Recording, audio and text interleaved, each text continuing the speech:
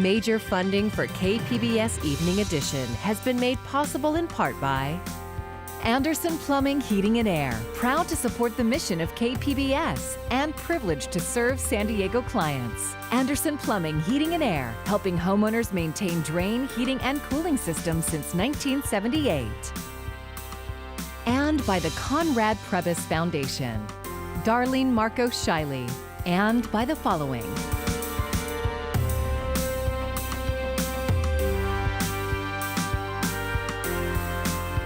And by viewers like you. Thank you.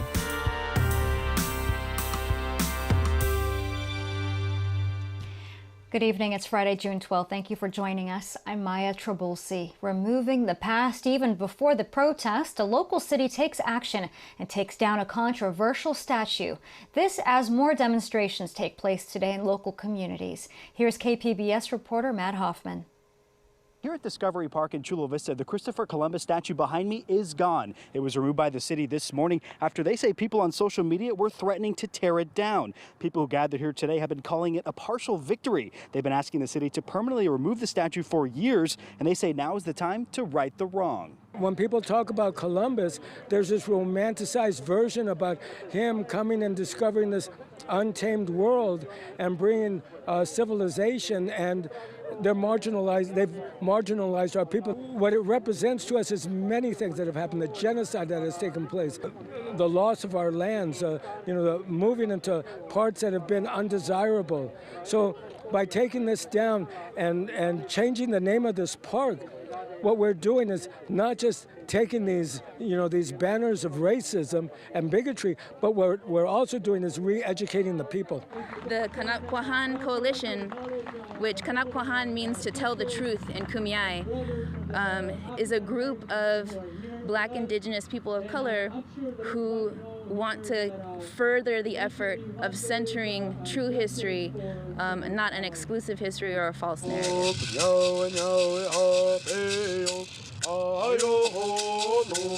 Songs are talking about our creation story and what our people saw as they migrated places. What I hope people take away from this is that our Kumeyaay people are still here, and I hope they side with us on this. People here today are also calling for Discovery Park to be renamed. Now, in terms of whether or not the statue stays or goes permanently, the city council here in Chula Vista says they will take up that issue soon. They want to give people a public forum where they can say whether or not they want it to stay or go. They have not been able to do that yet because of COVID-19. Here in Chula Vista, Matt Hoffman, KPBS News. Due to massive protests surrounding the killing of George Floyd, Congress is taking the first steps to change policing in the U.S. The Congressional Black Caucus took the lead on a reform proposal unveiled by House Democrats. Republican Senator Tim Scott is planning to introduce a bill in the Senate within days. The parties find common ground in ideas like sharing records of law enforcement officers across states, police forces that better reflect the communities they serve, and potentially a ban on chokeholds. Let's see if we can actually get a result and make our streets safer for our law enforcement officers and the communities that they serve. For the most part, Republicans diverge from Democrats' call for federal policing standards, instead advocating incentives for adopting best practices. Neither party is answering activist calls to defund the police and put money into social services. Any legislation passed needs President Trump's signature to become law. Today, California State University police chiefs announced the carotid restraint is now banned on all 23 campuses, and those include San Diego State and Cal State San Marcos. They also pledged to implement policing recommendations offered by a 2015 federal task force. The carotid restraint was recently banned by all law enforcement agencies in San Diego County. San Diego police are working on a new de-escalation policy, and coming up, a look at one California police department that's been working on de-escalation for a long time now. Today, San Diego County officials announced personal care businesses will be allowed to reopen next Friday. They include nail salons, tattoo parlors, and massage therapy. The county also reported 6 more coronavirus-linked deaths, and the total number of cases rose above 9,000. Today was the first day a host of other businesses could open their doors after about 3 months shut down. KPBS reporter John Carroll shows us one longtime institution that began planning for reopening the day after they had to close. It's a big day for reopening in San Diego County. Just look at this list. Gyms, community pools, bars and wineries, hotels, card rooms, family entertainment including bowling alleys and arcades, movie theaters, day camps, schools, music, film and TV production, and museums. But just because places can reopen doesn't mean they are just yet. As a matter of fact, the only museum that opened today in Balboa Park was the Air and Space Museum. Feels great.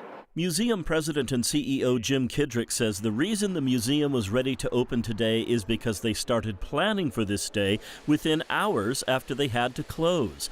They're only allowing in 30% of their previous capacity, and they're watching to see how things go, willing to make adjustments. We're going to change things as we find that we can continue doing them safely, because our number one goal is certainly safety for our staff and our volunteers, and as we adhere to that, it's safety for our guests. People answer a now familiar set of questions when they enter, and there are reminders on the floor to remember physical distancing, space as they call it here. You have to wear facial coverings, and they thought of something else. When visitors enter the museum, they each get one of these logoed pens, but it's not just a pen. On this end is a stylus, thereby solving the problem of having to touch buttons. Ethan Jackson is visiting San Diego from Sacramento along with family and friends. We actually came here to take advantage of the beach being open, and just by chance we saw that this museum was open when we were looking at other things to do. Jim Kidrick says the museum was able to avoid laying off any of their 80 full and part-time staff. Now he's hoping the future for this San Diego treasure proves as successful as this long-awaited reopening day. John Carroll, KPBS News. Nearly 1,000 healthcare workers in San Diego County have tested positive for COVID-19. But KPBS health reporter Taryn Mento says local data indicates most infections are happening outside hospital settings. Mass testing at UCSD Health found less than 1% were positive. Scripps found the same among symptomatic employees. And at Sharp, antibody testing showed 2% of surveyed high-risk employees were positive. Sharp's Dr. Norihiro Yogo says the preliminary results indicate infection control efforts are working, but there are other risk factors to analyze. To ask them what kind of job they have, what percentage of their job includes taking care of COVID patients, if they have prior testing or not, for instance. And whether they worked in a Sharp skilled nursing facility or a SNF. The county says its testing shows many healthcare worker infections are occurring in those kind of congregate settings. Health Agency Director Nick Mascione says they're working to bring hospital infection control strategies to SNFs that aren't already part of a hospital system. So we felt we wanted to go above and beyond just being a support role, but providing, the testing resources to those SNFs and then the technical assistance through our hospital partners. The California chapter of American Nursing Association says it's pleased to hear of low infection rates at the local San Diego hospitals, but that may not be the case at every healthcare facility. Taryn Mento, KPBS News.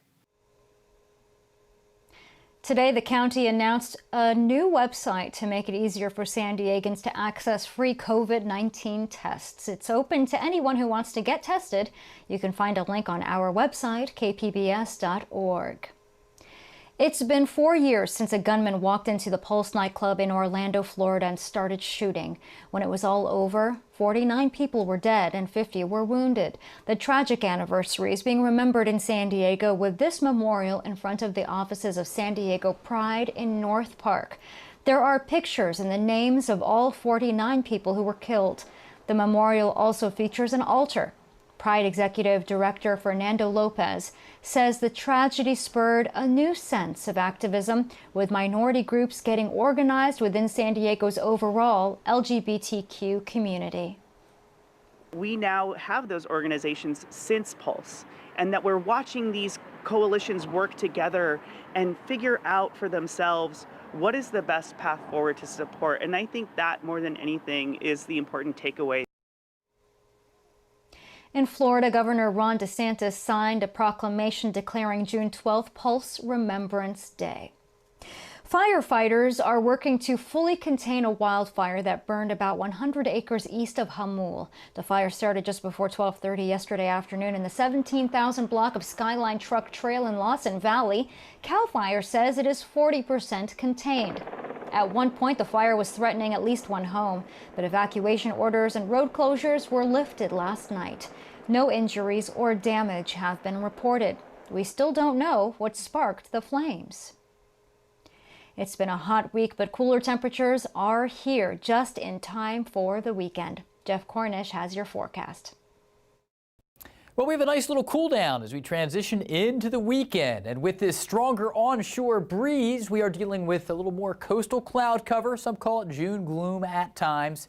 Morning clouds will give way to some at least peaks of afternoon sun, improving sky conditions through the afternoon, and eventually will turn brighter in most areas by mid-afternoon. Now, interior areas are just going to stay bright. We'll be at our coolest on Saturday when we kind of reach the peak of this period of time with an onshore wind. Temperatures will slowly rebound back up to normal into next week. So across the area tonight, a bit of a cool night, not a bad one at all. Campo down to 43. Mount Laguna 52. Our low in San Diego will be near 60 degrees and will match that in Chula Vista. Cooler air out there tomorrow. Big trough of low pressure overhead. That will lead to a breezy setup, but it will be cooler, and those low clouds will be lurking through the morning, eventually giving way to more sunshine into the afternoon. Interior areas will just be downright bright, but will be cooler into the double digits for highs at Borrego Springs. That's a nice treat this time of the year. Will remain dry into early next week, and the trough will begin to lift back out. So as the trough lifts and the jet stream kind of flattens out a bit, that will allow for temperatures to rebound. Now, there won't be much change for the coastal areas. In fact, specifically at the coast, our coolest day may end up being Monday, although overall across the region, Saturday's temperatures may be overall the coolest. But low clouds will give way to sunshine each afternoon, and there won't be a huge rise for the coast into next week. Inland areas, here you can see the Saturday 79-degree high, back up to 80 and 81 Sunday, Monday. Low 80s for Tuesday and Wednesday. Brilliant sunshine, looking good. Mountainous areas, coolest on Saturday, upper 60s, back into the mid-70s by Tuesday. A nice time, a little breezy, but a pretty nice forecast. And the desert gets a break from the triple-digit heat until Monday. We're back up to 102 and 103 Monday, Tuesday, and Wednesday. I'm meteorologist Jeff Cornish for KPBS News. In the wake of worldwide protests against police violence, the San Diego Police Department announced it will unveil a new de-escalation policy. But one California department is way ahead of the SDPD and others when it comes to decreasing tensions on the street. KPBS investigative reporter Claire Tregesser traveled to Berkeley, where police leaders now see de-escalation as central to their mission. We have a patient wearing a ski mask, punching a mirror. Lieutenant Spencer Fomby is rushing to a call in Berkeley, California. This was in January, before the pandemic hit the United States, so he and the other officers aren't wearing facial coverings. So this is a person, a hospital, so there's 2 hospitals that we take people to if they're in mental health crisis. This is one of them calling us. Their security is requesting the police to secure this person. He's preparing to help a team of officers engage with a man who appears to be having a mental health crisis. When the officers arrive, they take a specific approach. So if there's not an immediate threat to the officers or to some other person, then most of the times the officers can slow things down, take their time and start to call resources and start to coordinate a response to the problem instead of taking individual action or using force immediately. Police can use other tactics as well, like using their squad car for cover and designating one officer to do the talking so the person doesn't feel confused or threatened. In this case, a female officer was already on the scene talking to the man, so Fomby hung back. In his 19-year career, Fomby has been involved in 4 incidents that ended with an officer shooting someone. We can't avoid officer-involved shootings altogether, but again, with a certain approach, certain tactics, we can minimize the chances that we'll get into a deadly force confrontation. But the city of Berkeley hasn't had an officer-involved shooting in 8 years. Fomby says the training Berkeley officers receive also puts an emphasis on how race impacts the relationships between police and the public. You know, our goal with de-escalation is to reduce use of force in every situation and make it safer for the officers and for the community. And then at the same time, when we're looking at implicit bias training, racial profiling, you know, doing assessments of stop data and trying to figure out where those disparities lie, then I think if you combine those two things, then we can really get to the heart of the problem, or at least try to affect it in some way. It's a department-wide initiative. It's something that the chief believes in all the way down to line officers. Philip Stinson is a former police officer and professor of criminal justice at Bowling Green State University. He says Berkeley is far ahead of most departments on this issue. Instead of what we see in many police departments where officers are very quick to race into a situation, they're actually stepping back, assessing the situation, trying to get tactical advantage. On the call Fomby answered about the man wearing a ski mask, the situation did escalate. We're attempting to de-escalate in the sense that if he just sits there with the handcuffs on, fine. Once he puts the handcuffs, tries to put the handcuffs in front of him, now we have to escalate to control him so that he doesn't run or fight. And then it kind of goes from there. And then we decide we're going to put him in a wrap, which in a lot of cases, the person, once you put the leg restraints on, like, okay, and they'll calm down, and then they'll sit there and wait for the ambulance. But for him, he starts contorting and kicking and trying to assault us. So then now we have to control him with the top harness and then also put a spit hood on him because he's spitting on the officers. And then once we have him restrained there, we can't de-escalate because now he's headbutting people. And it just kind of went from there. In addition to the spit hood, officers called EMTs who gave the man an injection of a sedative and took him to the hospital. But even that approach drew criticism from a small crowd that had gathered to observe the incident. Step back! Step back! Step back! He is assaulting the officer! The department's use of wraps and spit hoods is controversial in the community. The devices restrict a person's movement, but there are concerns they limit breathing. Fomby says he understands the community's concerns and wishes police weren't called to mental health stops like this at all. You have a person who needs long-term intensive mental health treatment. And what are we saying as a society? What are we saying as a state where the police, I agree that police should not be the first responders to mental health crisis calls. Something's got to give, because if people want better outcomes and they want to see better results, something has to happen, because the public, they're calling us to come deal with these situations. That would take big changes to how policing is done. But in this moment, unlike ever before, that suddenly seems possible. Claire Tregesser, KPBS News. KPBS video journalist Andy Ducliffe contributed to this report, and you can watch all 3 parts in this series right now at kpbs.org. As thousands of asylum seekers arrived at the southern border last summer, the Border Patrol asked Congress for billions to help provide them with medical care and adequate shelter. They got over $800 million for medicine, food, housing, and humanitarian aid. But now, the Federal Government Accountability Office says some of the money didn't go to those things. Instead, the office says the Border Patrol spent it on things like dirt bikes, ATVs, and its canine program. And it says all that spending was against the law. Seriously, I just cannot see a justification or how anyone would confuse giving, dog food or riot gear or ATVs and dirt bikes. And that does not fit the definition of humanitarian assistance in any universe.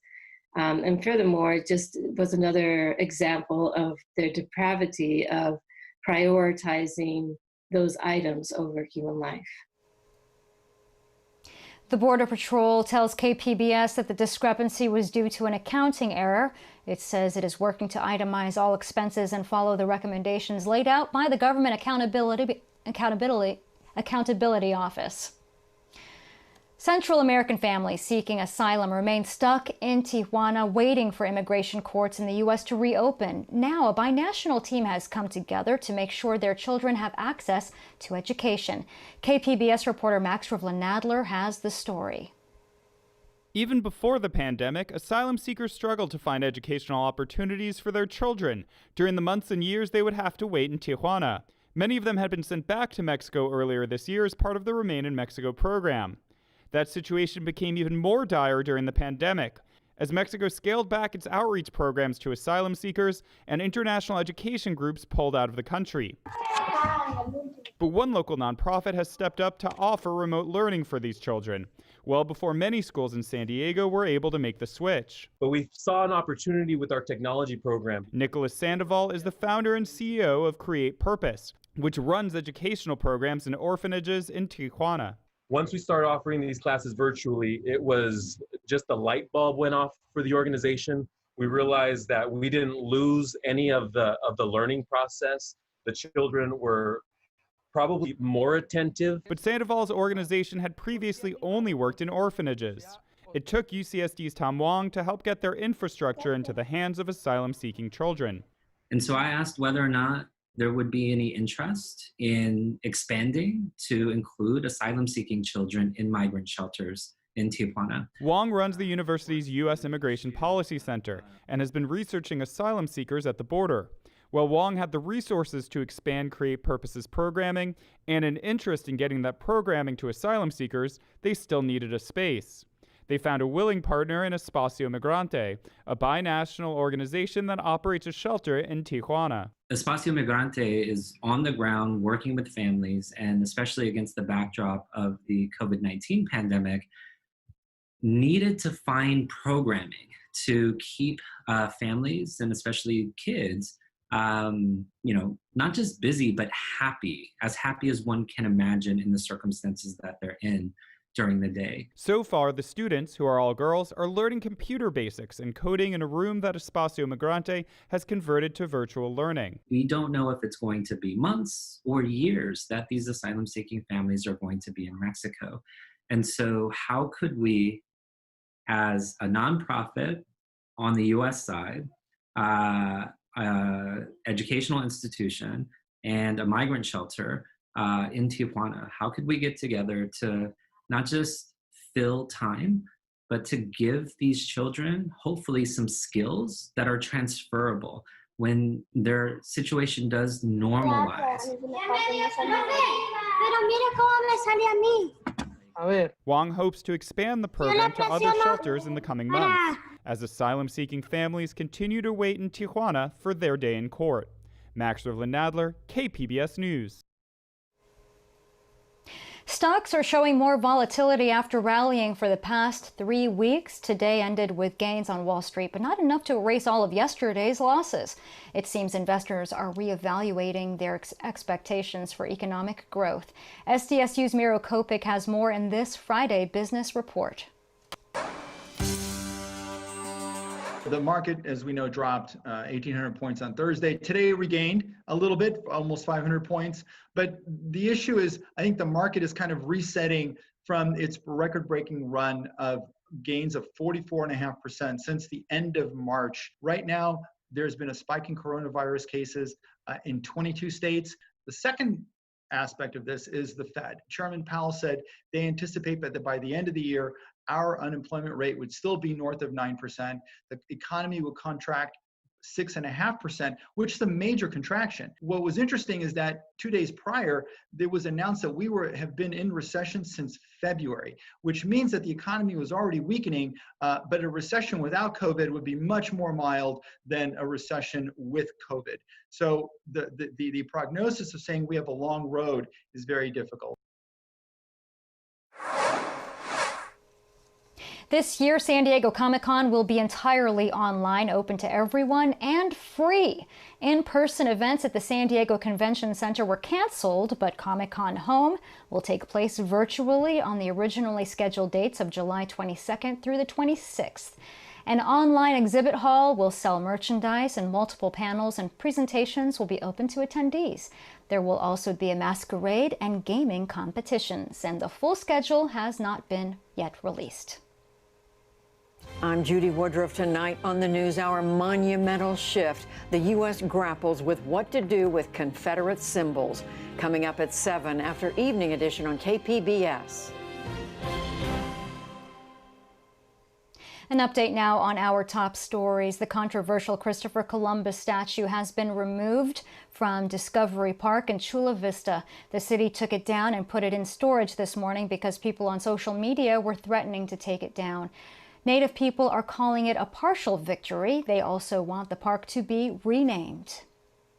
And today, San Diego County officials announced personal care businesses will be allowed to reopen next Friday. They include nail salons, tattoo parlors, and massage therapy.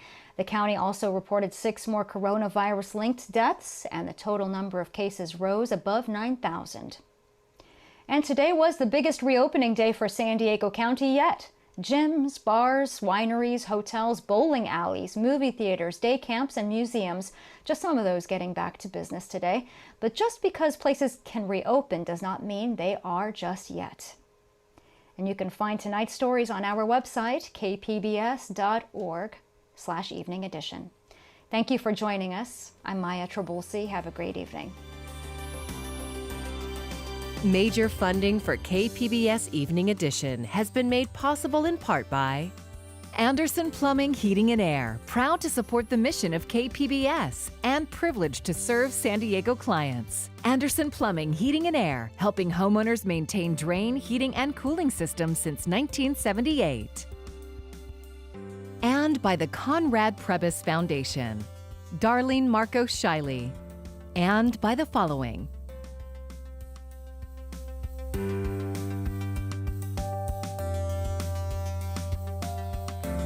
and by viewers like you. Thank you.